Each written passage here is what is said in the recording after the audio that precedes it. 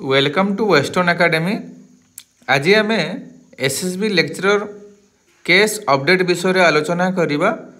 आपण माने समस्त जानिथिबे जे एसएसबी लेक्चरर एग्जाम को लेकिन हाईकोर्ट रे केस चलची। आज होची 17 नवेम्बर। आज यार हियरिंग थिला एवं सीरियल नंबर थिला 36। आज हियरिंग हो पारि नाही। आसंता डिसेम्बर 18 तारीख को नुआ डेट धार्य करा जायछि। ए क्विक इनफॉरमेशन आपण मानकु देबा पई ए वेस्टर्न एकेडमी रो गोटे छोटिया वीडियो।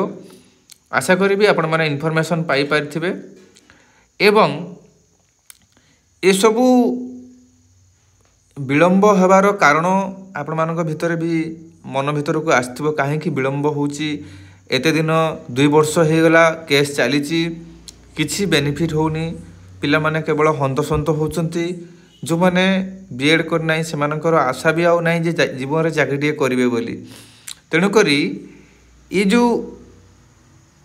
प्रॉब्लम रो कारण कोन गवर्नमेंट होची यार मूल कारण एवं आमर एडवोकेट मान को जो मान को भी आमे दिया जाइछि सेटा होची मध्ये इंपोर्टेंट कारण।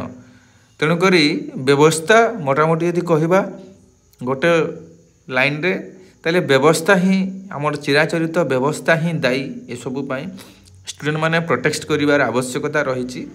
नचेत यार कोनोसी समाधान होबो नाही।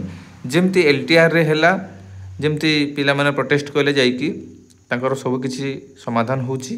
तेणु करी ओटे माध्यम होछि प्रोटेस्ट करिवा पई। ऑल द बेस्ट समस्त को ए इनफॉरमेशन आपण मान को निहाती उपादेय हेतिबो। Thank you.